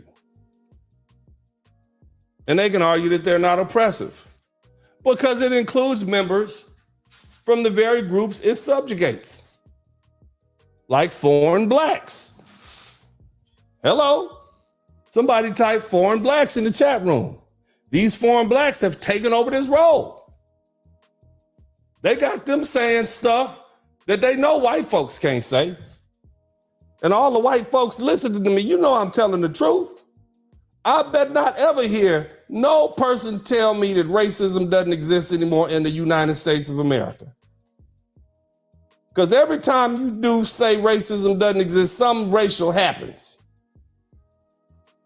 But they can get these foreign blacks to say it. They've willingly taken up that role. And Tariq Nasheed has been on them like a lean tick on a sick kitten behind that. Somebody type tether in the chat room. Now look, this young man, fresh and fit, Myron is what he calls himself. He's an African from another country, so he fits the bill. He's an African from Sudan, and he's constantly attacking foundational black Americans. But this is nothing new. He's playing a survival game. This is he's playing a survival game that N-words have been playing since the first enslaved African felt that crack of that whip across the back of his backside. That's what he's doing. And then there's always that one on the side and say, yeah, boss, them words, they deserve a whooping, boss. That's him. So he's playing that game. This is the same man that wore a KKK hoodie on a live stream. This fella is friends with Nick Fuentes and Sneeko. Yet it was Kevin Samuels who put him and the other dude that's with him on. They put him on a map and blew him up. If anything, he needs to be thanking black Americans, especially Kevin Samuels, for what he did. What did he recently say? Again, he continued attacking foundational black Americans and saying that black Americans are dumb. This is what he said. And to Brother Tariq Nasheed, to his credit, confronted him on that and blew him up in the debate. The man's name, he calls himself Myron Gaines. But the truth is, his name is like Amrou Fudl or something like that. And he calls himself fit. Look, his family fled from the Sudan. The Sudan is a failed state. And this man has the audacity to come from this failed, struggling nation to come to the United States of America, where you have the richest, most successful, most educated group of Africans that have ever existed on this planet, who helped build this country, who fought in every war in this country. And you got the nerve to come over here and you won't smoke with us, and we're going to give it to you. Now, the thing you need to understand about this young man is he is half Arab. His father's Arab. His mother apparently is Sudanese by nature, but genetically, she's Afrikaans and Sudanese. So he's mixed, triple mixed race. Now, the thing about this young man, nobody in his childhood thinks or thought he was black. It wasn't until he got on social media and started saying the N-word that people gave him a pass. But what does this do? Just like Andrew Tate. What do I think? I think he's a hustler. I think this man is an opportunist. Now, look, I'm not denigrating all my brothers from Africa, all my brothers from the Caribbean. Okay, Africa is a large continent. I'm not even talking about all the folk from the Sudan. Matter of fact, half the people from Africa, a lot of them are not even black. They're in Africa, but they're not black. Many are Arabs. At that top part of Africa, from Morocco all the way to Egypt, they look like Myron or lighter. Nevertheless, Mr. Gaines, his bloodline is not connected to foundational Black America. He's disconnected from the plight because it's not his. He's not, he hadn't even gone about immersing himself in Black culture or history. You see? But he, like so many others, they love to benefit from tethering themselves to foundational Black Americans. Somebody type tether in the chat room. Somebody type tethering in the chat room. It's like we got a ship that we navigate through troubled waters. And then they latch their little buoys and dinghies onto our ship as we move through, and they reap the benefit. But we're out front. Myron, I've seen him a little bit. He has no backbone. He folds in the presence of white men. He thinks when they talk and they talk about blacks, they not talking about his black behind. He thinks that he don't think they talking about him when they're there. And they say it right to his face. Because you're too dumb to see it, Myron. They laugh at you behind your back because you're clueless. You got the nerve to talk about my homeland here in Black America. You got the nerve to talk about my people. Let's talk about your homeland. How dumb are the people in your homeland if they're living below poverty, without sustainable sources of food or water, constantly in war and strife? Why don't you go over there and fix the issues that your people are facing in their homeland? Go help your people. Your parents fled to the United States of America, and you have the unmitigated gall to stay up in black folks' faces talking fly and popping off disrespectful. Even the Arabs view y'all as dumb bottom feeders. And you got the nerve to come over here and talk about my people, some of the greatest people that ever existed on this planet. You come from a third world country and you have no standing to disrespect foundational Black America because these white folk didn't want your black behind over here in the first place. It was black people in the 1980s through the Congressional Black Caucus that said, yeah, let's start allowing people of color, specifically Africans, to come over here. You big dummy. Somebody type big dummy in the chat room. And you're dumb behind, you keep opening your mouth and it's cost you millions of dollars. That's why you got your channel deplatformed in August 18th, 2023. You lost millions of dollars, you big dummy. You got the nerve to call us dumb. This regal, beautiful people who have overcome so much. Some of the strongest people in the planet, the innovators of this country. Everything great and cool about Black America, about America, comes from somebody black. The audacity of you who leaves your homeland due to war, famine, poverty, to come here for better opportunities created by foundational Black Americans. And you have the nerve to disrespect us? You don't even realize the sacrifices that our people made to make it possible for your black behind to come over here. You big dummy. You wouldn't have had a chance with the Department of Justice without the foundation, without the sacrifices of foundational black Americans. Most of y'all who over here right now, you would have got folded like clothes if you had to go through what we went through, what our people went through. You don't even part your lips to say anything bad about Europeans and Asians and Arabs, do you, Myron? You ain't said nothing, huh? Your people flew over a lot of countries to get here. And they stopped here. Now, I've been to plenty of countries, and I live in a few briefly, and it never crossed my mind to disrespect those native people who were there. I never disrespected them. I never talked bad about that. I damn sure didn't call them dumb. Even if they were being disrespectful, it's their country. You're the reason why more black men and black women are voting for Donald Trump. We want to send your behinds back to where you came from.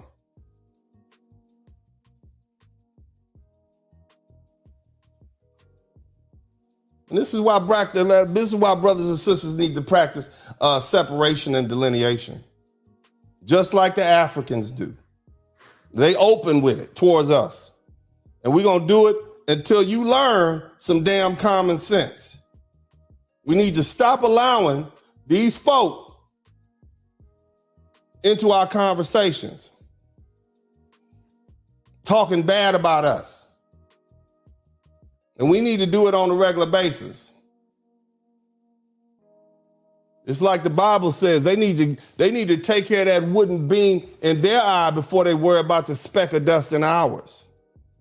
They need to sweep their own front door before trying to sweep around the door of black Americans. And we're going to take a quick break. We'll be right back. Y'all hit the #1 button, man. Y'all show me some love by helping me get to 70,000. I only need another 200 subscribers. And once we do that, it'll be on and cracking. Y'all make sure y'all give me the 70,000. Hit the #1 button. We will be right back.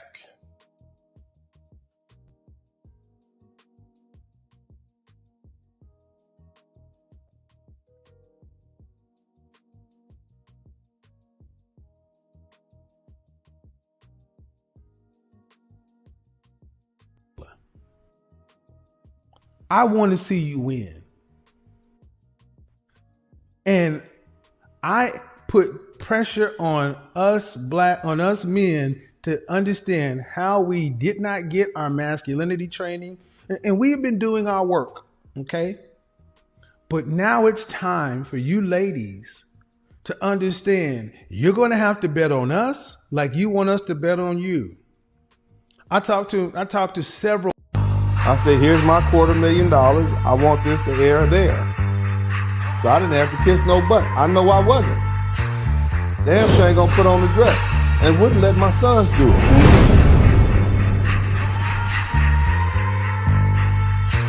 If we don't own it, we don't have nothing to do with it. Either we're the shot callers, because we're not gonna be in, or we're not involved.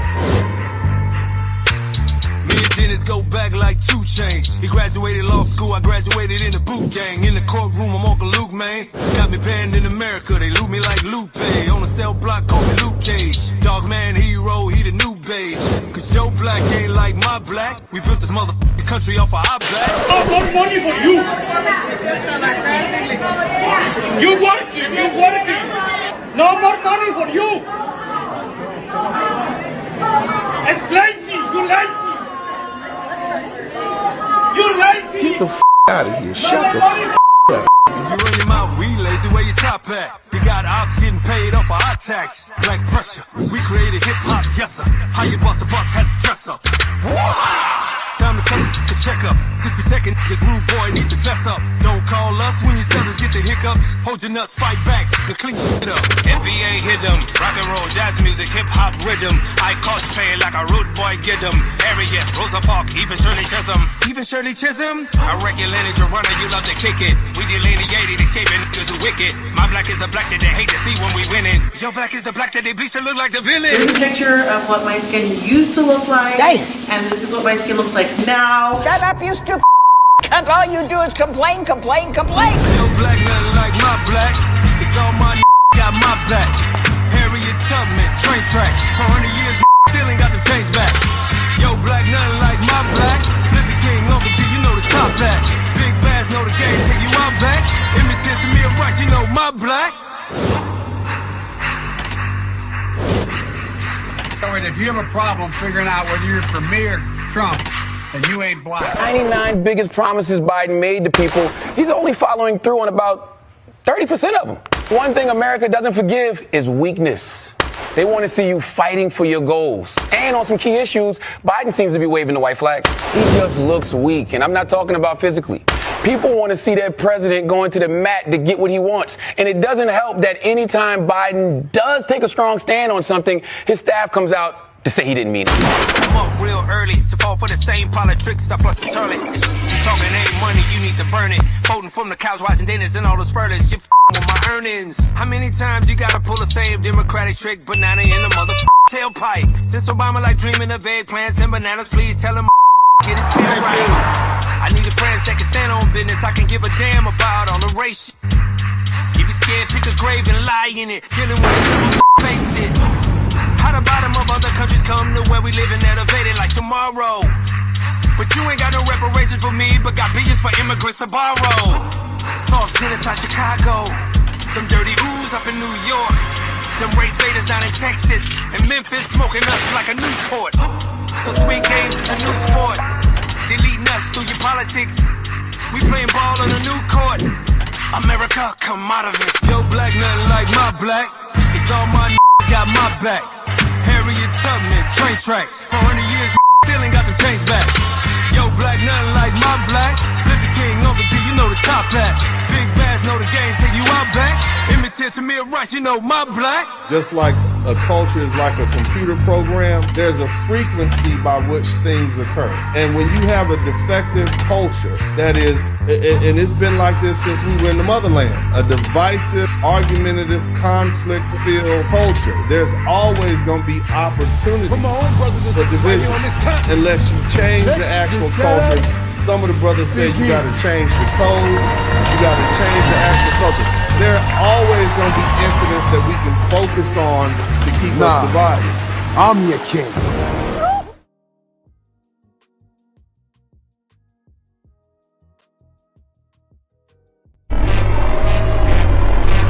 There you go.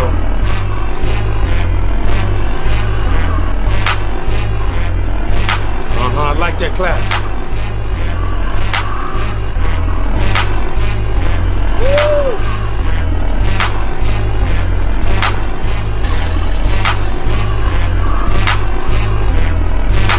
Not bad to be light skin, huh?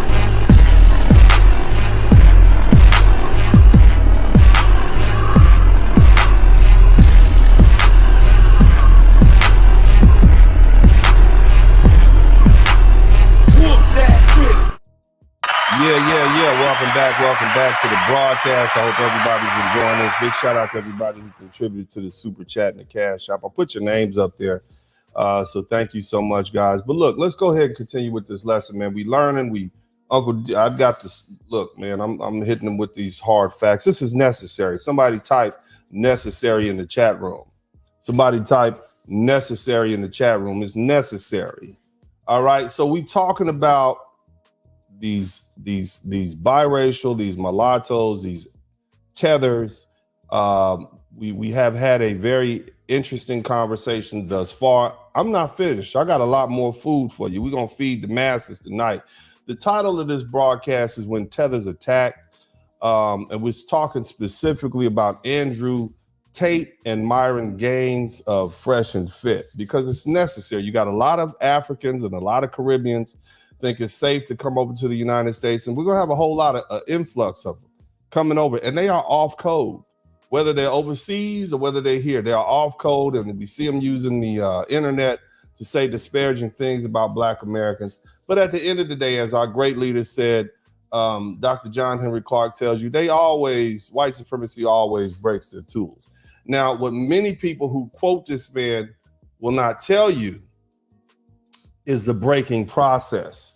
And we've seen it happen before, but I have it broken down into certain stages so you guys can understand. So here's the thing. Once Black folks, or really any other racial, whether it's Black, whatever, any non-white person, once that individual has served their purpose, or when they begin to question or resist the oppressive structures, or their people turn on them, and they no longer carry any influence. Because remember, once you serve no purpose to your people, all right, once you serve no purpose to your people, the white man had a very good way of getting rid of you.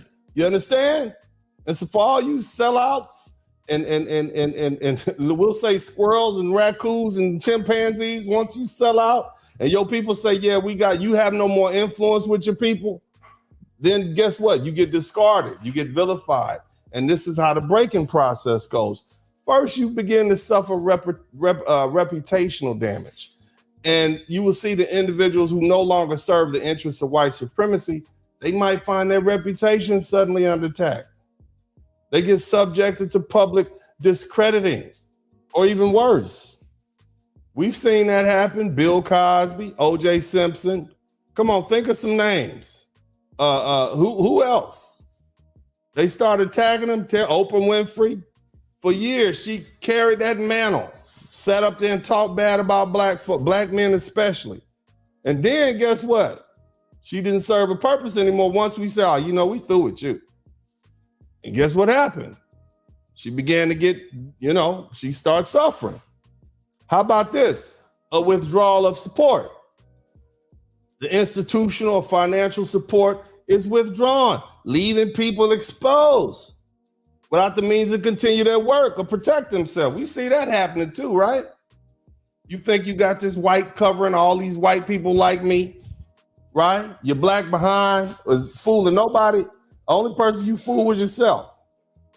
And the other thing, legal or political backlash. We see that happening all the time. In many cases, the legal system, okay, which has a lot of oppressive structures, they use to punish and silence these folks. Now, look, here's the thing. We see this happening with Donald Trump, so that people can no longer say, the legal system is is blind, justice is fair. But we see it happening to Donald Trump, and now you see white folk and white media acknowledging. Most black people, we might not be able to fully articulate our observations about the legal system that we've experienced or have friends and families experience. But we know it we see it happening. Now, Donald Trump is an old white billionaire former president, okay? His life is never gonna be like ours. I don't expect him to understand us or our suffering or what it's like to be targeted, okay? Or have to endure the full brunt of the legal system without being able to pay multi-million-dollar attorney's fees. Nevertheless, what you see him going through is the legal system targeting somebody, which happens 100,000 times a day throughout the courts of the United States. Now, that generally is how the breaking process works. We see it happen to actors, name the black actors that you see getting targeted. Name the suffer reputational abuse, a withdrawal from support, legal political backlash. Name them. This is the breaking process. As I say in one of my songs, the Lord giveth and the devil come and take it away. Jonathan Majors, right? Now, Dr. Clark's insights, it urges a reflection on the roles that these folk play within the larger system of power and oppression. You out here letting yourself get used. You foreign tethers and you biracial folks, you allowing your upbringing, your dissatisfaction and your confusion about who you are, right? And so now you're easily enticed to come on over here and talk bad about black men and black women. Foundational black men and black women who set the trends for the rest of the Africans around the world. We are the tip of the spear. And they use you to attack us. That's why that lets you know we're important. See, here's the thing. Dr. Clarke's insight, it challenges both the oppressed and the oppressor to consider the long-term impacts of their actions. See, Myron Gaines doesn't really know what he's doing. He's a young man. He's a young idiot. Somebody type big dummy in the chat room. He's a young dummy. He doesn't know. He thinks he's just being an opportunity. He's just trying to get this money. Same thing with Andrew Tate. They're just trying to get this money, man. And they're allowing themselves to be exploited. Get the bag. You don't think the get the bag culture has affected black men and biracial, but they all want to get the bag. And if they got to throw foundational black Americans under the bus, they will. But my thing is, for our community, it's a call for vigilance and unity.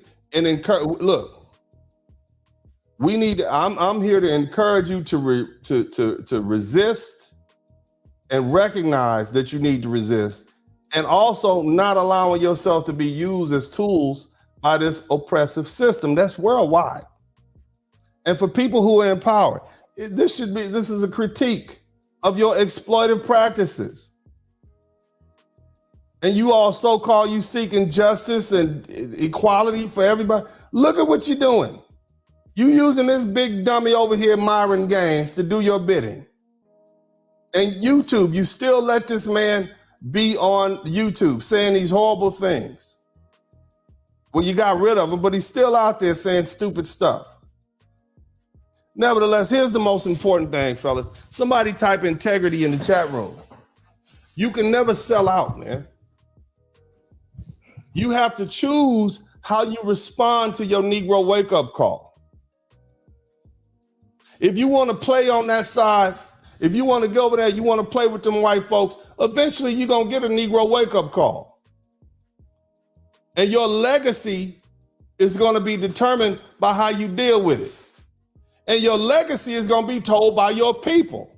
So despite what your black behind thinks, despite all them white folk that follow Andrew Tate and Myron and whatever the boy's name is, black folks are going to tell your story. And by my account, those who side with the oppressed against the oppressor, they don't fare well in the history of legacies. And we got some examples. Look at Candace Owens. She is known for her quote unquote conservative viewpoints. And I use the term conservative loosely because you don't have to be a damn fool who says anti-black racist things to be a conservative. But her comments oftentimes criticize, or she literally criticizes the notion of systematic racism and police brutality, which we know exists. They used to have signs up. Why would you not think it exists in this country? But nevertheless, when we look at this woman, many people in the Black American community, see her as being antithetical to the interest of our struggle. Clarence Thomas, U.S. Supreme Court. But his various positions on civil rights issues have harmed the African American community. And his judicial opinions often align with the quote unquote conservative aspect. And I'm not, again, I'm using conservative loosely. It's really more far right anti-black side. And it's unfortunate because the man didn't start off that way. And I still have hope for him, but I'm losing hope. Ben Carson, I love Ben Carson. One of the greatest neurosurgeons that we've ever had. A brilliant story, great movie, inspirational. Former Secretary of Housing and Urban Development under Donald Trump. But his political stance, his comments on race, including downplaying the system of racism and, and some of his policies, You know, they haven't benefited the black community. In fact, someone would agree that it's harmed the black community. And you know, and those are just some politicians and judges and whatnot. You even look at Terry Crews, the actor. Some of the statement he made related to the black community, it interpreted him, or it was interpreted as him not sufficiently standing up against racism. Okay? Now, some of the more famous tools that we see broken, somebody type Stacey Dash in the chat room. Somebody type Stacey Dash in the chat room. She's an actress, she's a former commentator, and she's been openly critical of a lot of black empowerment movements. And, you know, she even advocated eliminating BET, Black Entertainment, arguing that it segregated Americans. And she just wants us all to be together with white folks. What if we want to be by with our own people? What if we like historically black colleges? What if we like black neighborhoods with other black people? What if we like that? You don't want white folk you don't want white folk to come live in our neighborhood. You want us to go live with them. What if we want to live where we want to live with our people? What if we like that? But now look at what she's dealing with. 2019, all that selling out. She was arrested. Her fourth husband. She got hit with a domestic battery charge in Florida with her husband, Jeffrey Marty, messing with that white man. Now the charges got dropped, but guess what? Where all them white folks at now that she was catering up to and playing the sycophant? You just got enough. You thought you was gonna be the darling of the white right, and all you got was negative media attention. That's a breaking. You're also dealing with financial troubles. You see? She was so bad, she had to get a public defender appointed to her case during her divorce. I didn't even know they did that. So that's a really good example of somebody playing the game, and you see what happened. Look, there's some people that's lined up to get broken. And whether you consider yourself a friend of white ideals or not, you're still a threat. You got a lot of sports figures for some reason. And two dudes that come to mind, Jason Whitlock and Charles Barkley. Jason Whitlock is a sports journalist, and he's known for taking really controversial positions related to race and racial politics and sports. And, you know, I understand why a lot of black folks criticize him for some of his comments, especially related to police brutality and his criticisms of prominent black athletes. It just seems like they're coming out of nowhere. And for what? And all you're doing is just making yourself a target. Charles Barkley, notorious. You guys know him as a former NBA player, and now he's a sports analyst. And he's made various statements that are very dismissive of the concerns of the black community regarding racial injustice and equality. And his comments, they spark debate as to whether or not his viewpoints align with the interests of mainstream America, or they're just, you know, from his own personal perspective. Either way, bro, you setting yourself up to be a broken tool. And then there's a fella, he's an attorney general out of Kentucky, Daniel Cameron. He got hit with some serious criticism for his stance on the Breonna Taylor case. And many activists and people in the black community felt his actions reflected a failure to hold law enforcement accountable, leading to accusations of him being a sellout. Look, I get it. You're trying to play the game, but you're setting yourself up to be a broken tool, man. Kanye West, another one. Need I say more? You doing too much, Kanye. You're doing too much. Yeah, you might have some mental health issues, but you got that white woman walking around half naked all the time. Kanye, Yeezy, somebody type Yeezy in the chat room. Kanye. You cannot have that white woman walking around naked. They are going to come get you. And then you got the nerve to make these controversial remarks about slavery. Now, I can dissect it and make sense of it and kind of see where you're coming from. But typical black folks are going to say, oh, no, we're not with him no more. And once these black folk turn their back on you, you become a target, sir. I get it. You're trying to stir debate and you think you smart and all that. But a lot of black people just see you as out here raccooning and squirreling and rabbiting. And you're going to be next on the tool breaking line. Another fella, Sheriff David Clark. Is he even a sheriff anymore? You know the black dude that comes on TV with the hat, the cowboy hat? He's a former sheriff of Milwaukee, known again for supporting these conservative policies, criticizing black activism, often at odds with the black community. You see? Anytime black folks are pushing for police reform and racial justice, here he comes. Bro, you're setting yourself up for a tool break. And I think, didn't the IRS come after him or something like that? Look, I'm not saying bad things don't happen to people. I'm just saying, even if you are on the side of white folks, when you get too powerful, they come for your butt. The richest black man in America, I forget the brother's name now. He's my frat brother. They came for him. He wasn't bothering nobody. The minute he said he was going to spend $40 million paying for the tuition of those black men in Morehouse, all of a sudden they came for him. When you're too powerful, it doesn't matter. Like I said, you could be helping the slave catcher catch the slaves with your black behind, and you somehow end up at the bottom of the slave ship with the slaves you helped catch. That's what I'm trying to say. So why be a sellout? If it's already a threat and it already can have, why alienate your people from you? That's right, Robert F. Smith. Another fella, Larry Elder.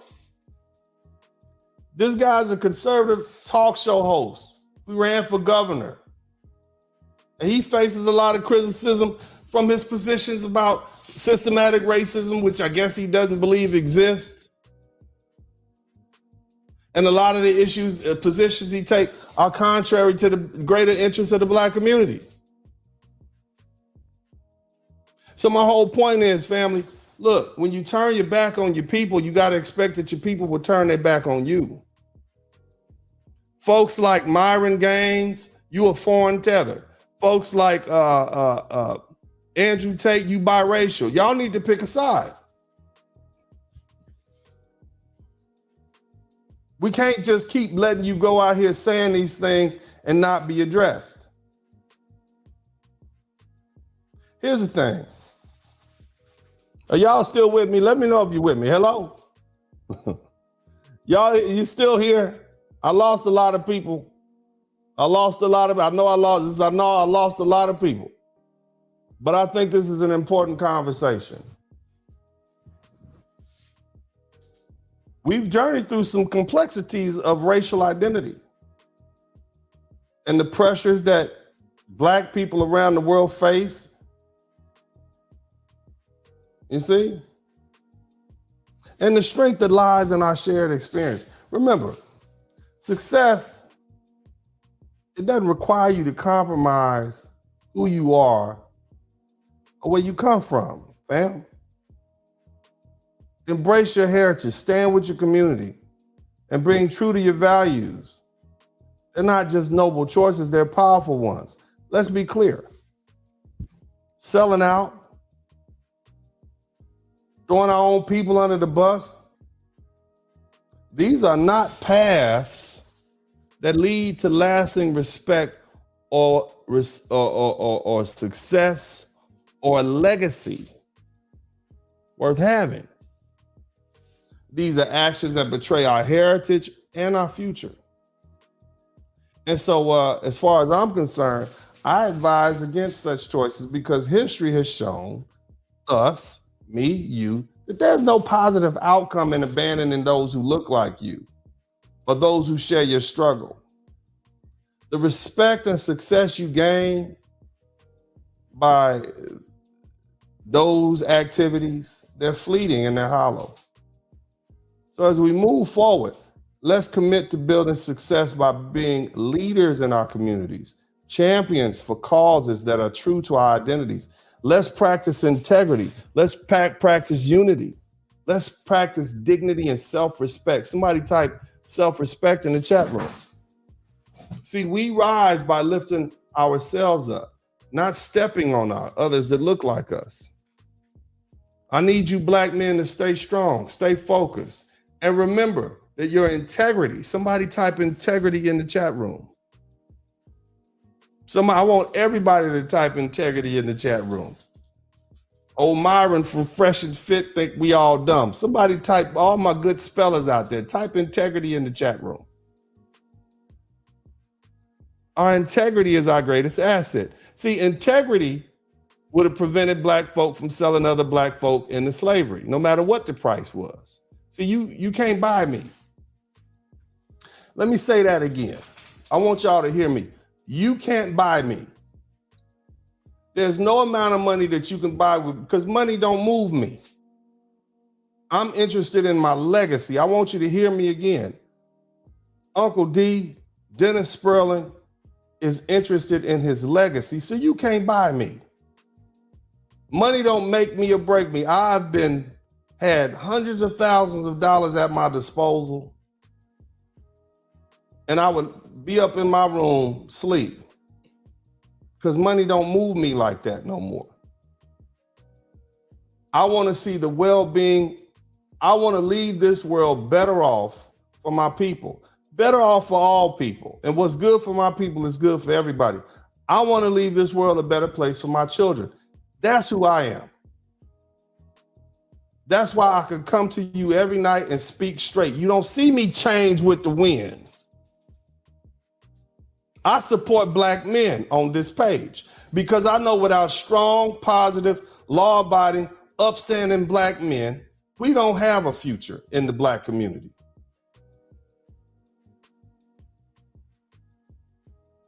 Now, I'm going to take a point of personal privilege. I ain't said much about this in the last couple of days, but I'm going to take some time to say this. Y'all know Uncle D, I go hard on these Pookies and Ray Rays, don't I? I go real hard on them. But that's my people too. The degenerate ones, that's my people, and I go hard on them. But when I see a brother trying to do well for himself, whether he be an electrician or a plumber, somebody type, you don't qualify, queen, in the chat room. If he came from nothing and he's doing better by himself, I support that black man. Number one, I am not going to hold him hostage to his past if he's trying to do better. Somebody type, you don't qualify, queen, in the chat room. What I'm not going to do is jump to conclusions. If the black man tells me that he plans to do something or that he is this person, I'm going to believe him. Now, there's been a situation with his young brother who appeared on a balloon pop show, and I know I'm deviating from the message, but that's okay. It's necessary. I don't want to give this a whole, dedicate a whole hour to this. The young man's name is Aaron Sloan. Somebody type, you don't qualify, queen. I've never spoken to him. I haven't interacted with him. I don't know this young man at all.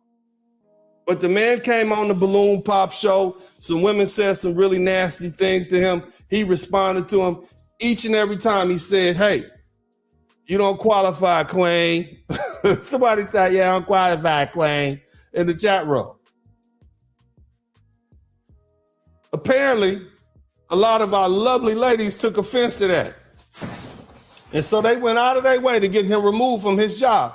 I know the name of the business he worked for because one of his co-workers is one of my subscribers. And he let me know. I also managed to Google this man's license to be a plumber, which is right here on Shape Phoenix, which says his name and tells you when the license is good for, from 2/21/2024 to 2/21/2027, and it says he's a plumber, a gas fitter. It's right there. But you got people who want to castigate this man. Some of y'all gonna get sued.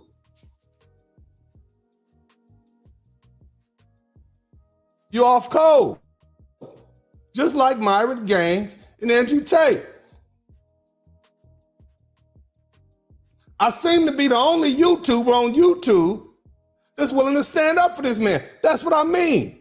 I support brothers on this page. I don't care if you was a Pookie and a Ray Ray back in the day. If you're doing well for yourself, you staying out of trouble, you being a law-abiding citizen, Uncle D is 100% all the way down with you and your success, black man. I want to see you ball. I want to see you ball, and I want to see you do well. Because if you're doing well and you're living well, I know that my sons are safe. Because there's nothing more dangerous to a black man than an angry black man who is out there and not happy.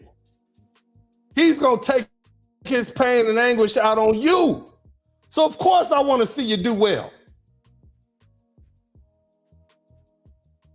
Somebody type, I want to see you ball in the chat room. This is what I want to see for you. I don't want to see you out there doing bad.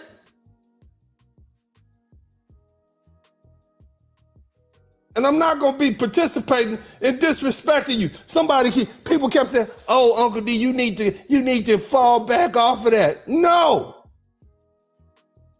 He's out there doing it. He's taking the money. No, we gave him that money as a flex. Somebody type flex in the chat room. And the money I'm referring to, I'm talking about that $14,000, $15,000 he asked for. He didn't ask for it. He asked for $1,000. And I personally came on in and said, hey, I want y'all to contribute to this man's channel because the story needs to be changed. We need to go from the narrative of lovely ladies get black man fired to black man come to the aid of black man. Now, unfortunately, the lovely ladies have contacted YouTube, and this is from the brother's page. This is his real Instagram page. Your transfers are paused while we verify your fundraiser information. What does that mean? That means the little money that he got from us donating to his GoFundMe account has not even been sent to him. That's what that means. That means him having a good time at that Rick Ross concert in Arizona. That was his money that he spent. And yet y'all calling this man a scammer, saying he took folk money and no. But you're so quick to castigate black men. So all of you folk out there who sat up here and co-signed and kiki with me and said, yeah, that's right, Andrew Tate is wrong. That's right, Myron Gaines is wrong. Y'all just like them. So quick to castigate and down black men. The nerve of you to talk bad about this black man. And yet you want to sit on here with me and co-sign. It's easy for me to point out the sellouts over there. I'm talking about the sellout in your mirror. That's who I'm talking about. The sellout in your mirror. You're so quick to denigrate other black men. Always saying we scam. You are the problem. Andrew Tate is you. Myron Gaines is you. Look at the damn mirror, brothers.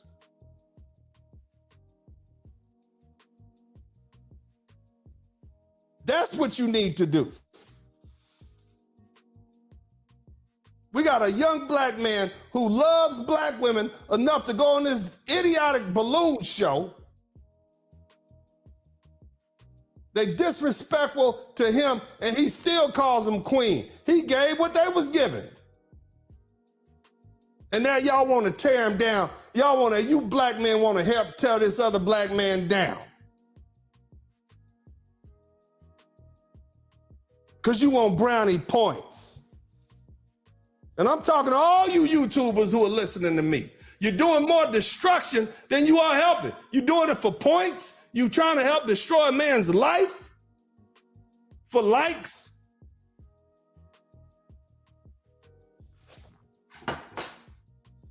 Queen of accountability, my ass.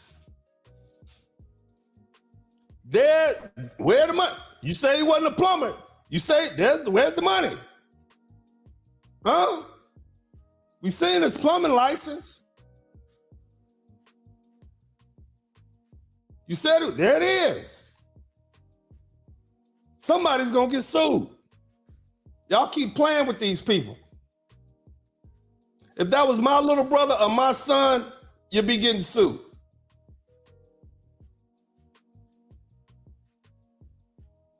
You'll be getting sued.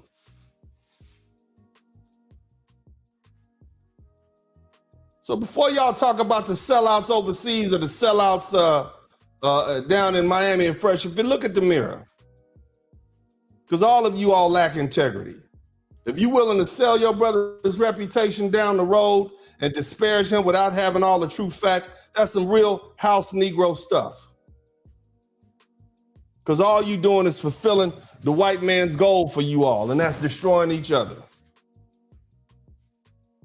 And that's all I got to say. I'm out.